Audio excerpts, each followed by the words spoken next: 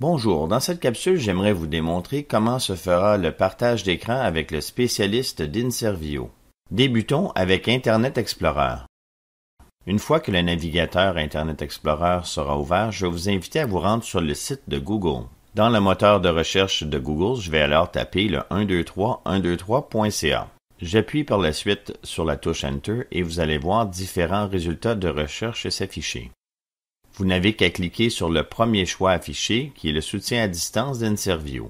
Vous arriverez alors à la page de connexion. On peut constater qu'il y a actuellement 3 sessions d'ouvertes, Madame Rivard, Monsieur Test, ainsi que Monsieur Tremblay. Pour les fins de la démonstration, je vais choisir Monsieur Test. Il ne reste plus qu'à cliquer sur le bouton « Joindre la session ». Si c'est la première fois que vous utilisez ce service de partage d'écran, il va télécharger un petit fichier. Il vous demandera alors de choisir entre « Exécuter » ou « Enregistrer ». Je vous invite à choisir « Exécuter ». Si votre ordinateur possède le système d'exploitation Windows Vista, Windows 7, Windows 8 ou Windows 8.1, la fonctionnalité du contrôle du compte utilisateur vous demandera votre permission pour exécuter le programme de partage d'écran. Je vous invite donc à cliquer sur le bouton « Oui ». Vous avez bien réussi votre travail, c'est à partir de ce point-ci que le spécialiste d'Inservio prendra la relève. Maintenant, voyons comment se fait le partage d'écran avec le navigateur Google Chrome. Comme pour Internet Explorer, je vous invite donc à vous rendre sur le site de Google et par la suite, sur la barre de recherche de Google, on entre le 123.123.ca. Tel qu'attendu, on voit les mêmes résultats de recherche, on clique sur le lien en haut et on arrive sur la page de connexion. Il ne reste plus qu'à repérer votre nom et à cliquer sur le bouton « Joindre la session ». Si c'est la première fois que vous utilisez le service de partage d'écran avec Google Chrome, vous verrez alors un fichier se télécharger dans le coin inférieur gauche.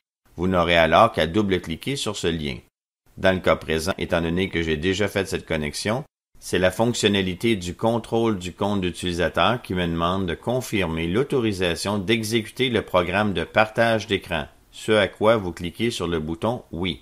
Finalement, regardons comment faire le partage d'écran, mais cette fois-ci avec Mozilla Firefox. Les premières étapes demeurent les mêmes, soit de se rendre sur le site de Google et dans la barre de recherche, on tape le 123.123.ca, puis il ne reste qu'à appuyer sur la touche Enter.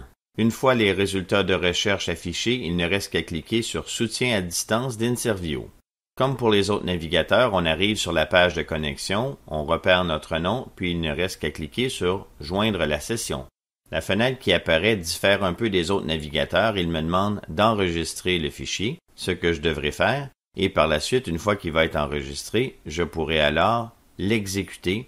Je vous invite à porter une attention particulière à la flèche qui apparaît en haut à droite. En cliquant sur la flèche, on voit que le programme d'installation a été téléchargé. Il ne reste plus qu'à double-cliquer pour commencer le partage d'écran. Encore une fois, la fonctionnalité du contrôle du compte d'utilisateur me demande la permission d'exécuter le programme de partage d'écran, ce à quoi vous devez répondre « Oui ». J'espère que cette capsule aura été en mesure de démystifier comment se fera le partage de votre écran avec le spécialiste d'Inservio.